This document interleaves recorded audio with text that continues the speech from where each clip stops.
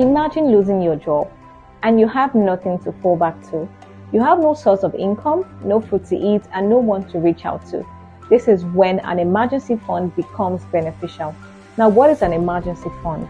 An emergency fund refers to the 3 to 6 months worth of living expenses that is being set aside for unforeseen eventualities. It is money reserved to cover financial surprises that life actually throws out your way. In life, we do know that unplanned events occurs every now and then. In fact, there is a saying that we do not wait for crisis to come up with a crisis plan. Planning ahead is actually a key factor to a successful weathering the storm of life. Now, why do you think you actually need an emergency fund? An emergency fund actually serves as a financial cushion during periods of financial crisis. Secondly, it is a smart way to plan for emergencies. And thirdly, an emergency fund keeps you away from borrowing money when life hits at you.